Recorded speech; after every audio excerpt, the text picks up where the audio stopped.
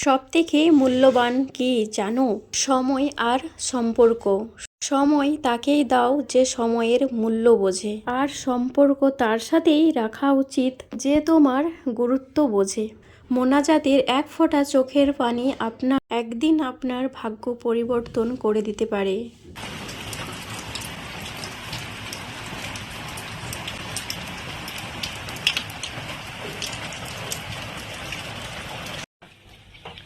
আজকের ওয়েদারটা দেখো, এত সুন্দর। সকালে উঠে দেখছি বৃষ্টি হচ্ছে।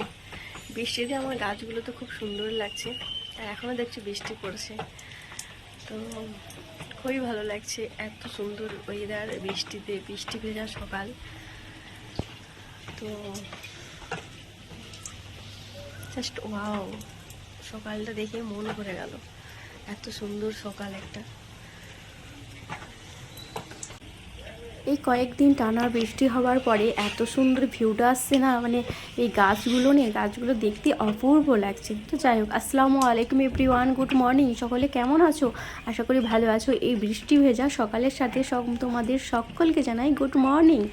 আশা করি সকালে যে যেখান থেকে দেখছো আমার ব্লগটি, আর আলহামদুলিল্লাহ সকলে যেন ভালোই থাকো। তো চলো, সকালের আশেপাশে কাজগুলো তো সেরে নিলাম। সকালের দেখছো আশেপাশে কাজ আমার সব কমপ্লিট করে নিলাম। তারপরে ব্রেকফাস্টে ছিল চা, আর আজকে বানিয়েছিলাম জানো তো পরোটা। কেননা এই বৃষ্টি ভেজা সকালের সাথে লুচি পরোটা এইসবই খেতে অনেক ভালো লাগে। আর দুই ছেলের ফরমাইশ ছিল, আম্মা যে আজকে লুচি বানাও না গো। তো আজকে আর বানালাম না, আজকে পরোটাই বানিয়ে নিলাম। কারণ লুচিটা খুব একটা ভালো লাগে না। তো ছেলেদের ফেভারিট, কিন্তু আমি তোমাদের দাদাভাই অতটা লুচি পছন্দ করি না, মানে ছেলেদের খুবই পছন্দের মানে লুচিটা। তো যাই হোক, আজকে আর লুচি বানালাম না, বানিয়েছিলাম পরোটা বানিয়েছিলাম, আর সুজির হালুয়া করিয়েছিলাম। তো এই হচ্ছে আজকে সকালের ব্রেকফাস্ট সারলাম। সেরে এখন বাজে প্রায় ওই 9:30 কাছাকাছি। তো 9:30 বাজতে যায়, আর একটু তো ভাতটা বসিয়ে নিতেই হয়, কেননা 10টার মধ্যে আমাকে ভাতটা একটু রান্না করে নিতে হবে। কেননা জানোই তো আমাদের সকালের ডিউটি থাকে, সবাই ডিউটিতে যাওয়ার আগে কাজগুলোকে সেরে নিতে হয়। তো এই যে ভাত বসিয়ে দিলাম এই দিকে। তো আজকে কি রান্না বান্না করব না রান্না করব কোনো কিছুই, মানে একটাই সমস্যা সকাল হলে, আমাদের মতো মেয়ে বউদের সকাল হলে রান্না করব কি, ভাত তো বসিয়ে দিলাম। আর সব থেকে বড় সমস্যা, বৃষ্টির কারণে কয়েকদিন তো সবজিওয়ালাও মানে দেখা পাচ্ছি না। আর বৃষ্টির সময় খিচুড়ি বিরিয়ানি এইগুলোই খেতে ভালোই লাগে, তাই না? তো ছেলেদের তো এই বৃষ্টি হলে ছেলেরা বলে, আম্মা জি আজকে বিরিয়ানি বানাবে, আজকে খিচুড়ি করবে। মানে ওদের ফরমাস এইসবের দিকেই ওদের মানে মনটা চায় যে আম্মা জি একটা কোনো কিছু আজকে বানিয়ে খাওয়াবে আমাদেরকে।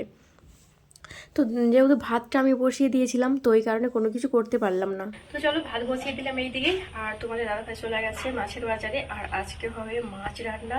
আর আজকের ওয়েদারটা খুবই সুন্দর। সকালে ঘুম থেকে উঠে দেখি না বৃষ্টি হচ্ছে, আর বৃষ্টি হলে তো জানোই মন ফ্রেশ হওয়ারই কথা, তাই না? অনেক ভালো লাগে বৃষ্টি হলে। তো যাই বৃষ্টি এদিকে হচ্ছে এখন, যদিও হয় মেঘলা করে আছে। তো সকালে হচ্ছিল বৃষ্টি সকাল থেকে। আর এক সাইডে ভাত বসালাম, আর তোমার দাদাভাই চলে গেছে তো মাছ নিতে মাছের বাজারে। আর এদিকে ভাতটা হচ্ছে, আর তেল ছিল না গতকালকে, রাত্রে এসেছে তেলটা এখনো কৌটোয় ভরা হয়নি, তেলটা কৌটোয় ভরবো। তো তার আগে আজকে অনেক বড় কাজ করা হবে। কেন বলো তো, মানে ওই রুমটার এত পরিস্থিতি খারাপ, চারিদিকে ধুলো, মানে ধুলোই ধুলো চারিদিকে। তো ভাবছি যে আজকে ওই রুমটাকে পরিষ্কার করবো, এক পথে রান্না করবো। আজকে আর তেমন কোনো কিছু রান্না করবো না। আর গতকালকে যে রান্না করেছিলাম অনেক কিছুই বেঁচে আছে, তো ওইগুলোকে ফ্রিজে রেখেছি। তো ওই ফ্রিজ থেকে নেবো আর গরম করব। তো যাই হোক, আর এইদিকে তো ভাত বসিয়ে দিলাম। তো এইদিকে ভাত হচ্ছে, আর তেলটা তো একবারে বাড়ন্ত হয়ে গেছিলো, তো এই কারণে তেলটা নিয়ে এসেছিলো মানে গতকালকে রাত্রে। তো এই যে তেলটাকে এখন কৌটোয় ভরে নিলাম। আর এই কৌটোগুলোই কিন্তু অনলাইনে অর্ডার করেছিলাম। আর আগের যে দুটো ছিল রেড কালারের, ওইগুলো তো বুঝতে পারছো মানে গরম জল, মানে তেল চিটে তো হঠাৎ ছাড়তে যায় না। ওইগুলো কি করেছিলাম যে তেল গরম জলের মধ্যে একটু চুবিয়ে রাখলে ভালোভাবে হয়তো ছেড়ে যাবে।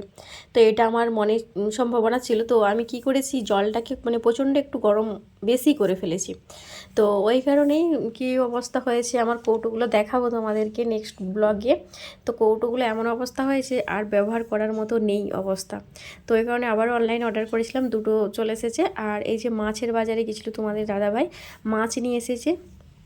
আমাদের 4 জনার 4 পিস মাছ, 2 ছেলের জন্য নিয়ে এসেছে এই পেটিগুলো, আর আমাদের জন্য নিয়ে গাদি থেকে। কেন বলো তো, ওতে কাটা বেশি থাকে, আর এই যে পেটিগুলো নিয়ে কাটা কম থাকে। ছেলেদের জন্য যখনই মাছ রান্না করি আমি এই পেটির সাইড থেকেই আমি নিই, আর আমাদের জন্য আমরা বড়রা নেই করে খেতে পারবো। ছেলেরা কিন্তু অত পারে না, পছন্দ করে না, প্রচুর কাটা থাকে। খাবার সময় ওদেরকে সব পরিষ্কার করে বেছে দিতে হয়, তো সেই সময়টাতে ওই কারণে ওদের জন্য পেটিয়ে নিলাম। তো যাই হোক চলো, আর এইদিকে বানিয়ে নিলাম টমেটো আলু আর মাছ, আলু, টমেটো, সর্ষে বাটা দিয়ে অনেক দিন থেকে খাওয়া হচ্ছিল না। এই গরমের জন্যে সর্ষে বাটা এইসব তো একবারেই চলে না। তো আজকে দেখলাম যখন এই কয়েকদিন বৃষ্টি হচ্ছে, তো ভাবলাম যে না, আজকে একটু সর্ষে পেস্ট করেই নিই। সর্ষে বাটা দিয়ে আর আলু মাছের ঝোল একটু করে খেতে ইচ্ছে করেছে, একটু টক লাগবে, ব্যাপারটা খুব সুন্দর লাগে। তো যাই হোক চলো, আর কড়ার মধ্যে দিয়ে দিয়েছিলাম তেল, আর এই যে মাছগুলোকে এপিট ওপিট করে বেশ লাল লাল করে ভাজা করে নিলাম। করে দেখছো এখন উঠিয়ে নিচ্ছি। আর ওই মিক্সি বলে দেখলে যে সর্ষের পেস্ট করেছিলাম, সর্ষের পেস্ট কিন্তু আমি আবার ছেঁকে দিই। বড়ো সাইজের একটা আমাদের ছাঁকনি আছে, ওই রকম করে মানে ছেঁকে দিলে না, যে সর্ষের যে চপড়াগুলো থাকে না, ওইগুলো বেশ বেরিয়ে যায় আর কি। তো যাই হোক চলো, আর এইদিকে তো মাছগুলোকে ভেজে নিলাম, আর এই 2 পিসটা আর একটু মানে ভাজা হবে। তো এইদিকে এগুলোকে ভাজা করে নিই, তারপরে কিন্তু তরকারিটাকে রান্না করব। আরেকটা কোনো কিছু ভাজা করব ভেবেছিলাম, যে ভেন্ডি আছে ফ্রিজে, ভেন্ডি আছে, কুঁদরি আছে, তো সব অনেক রকমের সবজি রাখা আছে, তো বেশি নেই, কম মানে একটু করে রাখা আছে। তো এটাই ভেবেছিলাম হয়তো খিচুড়ি বানিয়ে নেব আজকে। তো আমি ভাতটা বসাই না, ভাত বসাবার অনেকক্ষণ পর বলেছে ছেলেরা যে আম্মা যে আজকে কি বিরিয়ানি বানাবে। আর মামা তো বোনের মানে এঙ্গেজমেন্ট আছে, ওখানে তো যাওয়ার আছে, তো ওখানে তো বিরিয়ানি হবে মানে গতকালকে। তো ওই কারণেই আর হচ্ছে গিয়ে বিরিয়ানি আজকে আর বানালাম না। রাত্রে দেখি ওর পাপাকে কখন ফোন করেছে আমার মোবাইল থেকে ছোটো ছেলে, পাপা আমার জন্য বিরিয়ানি নিয়ে আসবে। তো রাত্রে দেখি না ছেলের জন্য বিরিয়ানি নিয়ে এসেছে। বলছি কি তুমি আজকে বিরিয়ানি নিয়ে এসেছো? বলছে আর সাহিল আমাকে ফোন করেছিল, মানে আমার ছোটো ছেলে। তো যাই হোক চলো, ছেলেদের জন্য রাত্রে নিয়ে এসেছিলো বিরিয়ানি, ছেলেরা খেয়ে নিয়েছে। আর আমাকে তো মাছ আলুটা আজকে সেই স্বাদ লেগেছে, এত সুন্দর খেতে হয়েছিল টমেটো দিয়ে, মানে খুব ইয়াম্মি হয়েছিলো কিন্তু তরকারিটা। ছেলেরা তো না ভালো মানে পছন্দের না হলেও কিন্তু আমাকে ভালো লাগে। ছেলেদের আলু আর ঝোল, এই যে কোনো রান্না করো না কেন, আলু ঝোলটা হচ্ছে আমার 2 ছেলের ফেভারিট। ওই আলু ঝাল হলে, আলু ঝাল বলছি সরি, তো আলু ঝোল হলেই আমার 2 ছেলের কিন্তু খাওয়া হয়ে যায়। আর এইদিকে দেখো রান্নাবান্না চলছে, 2 সাইডে 2টো কড়াই বসিয়ে দিয়েছি, কেন অলরেডি অনেকটাই না লেট হয়ে যাচ্ছে রান্না করতে। আজকে রুমগুলোকে একবার করে পরিষ্কার করছি সেই রুমে, আর ওই রুমে প্রচণ্ড ধুলো পড়েছে, প্রচণ্ড। তো ওই কারণে একবার করে রান্না করছি এইদিকে, আর একবার করে ওইদিকে গিয়ে রুমগুলো পরিষ্কার করে আসছি। তো এখন আর যাবো না, একবারে রান্নাবান্না সেরেই কিন্তু সেই রুমটাকে পরিষ্কার করে নেব। তো এইদিকে দেখছো মশলাটা কষিয়ে নিয়েছি, মশলাটা আলুতে দিয়ে ভালো করে আরও একবার কষিয়ে নিলাম। আর ওই দেখছো বড়ো সাইজের একটা মানে ছাগনি টাইপের, ওটাতে করে কিন্তু ছেঁকেই দিয়েছি আমি এই যে সরষের পেস্টটাকে। আর এইদিকে নিয়ে এসেছিলো চিংড়ি মাছটাকে ওই যে কুঁদরি আর এগুলো দিয়ে সব চচ্চড়ি করবো ভেবেছিলাম, কিন্তু আজকে আর পারলাম না।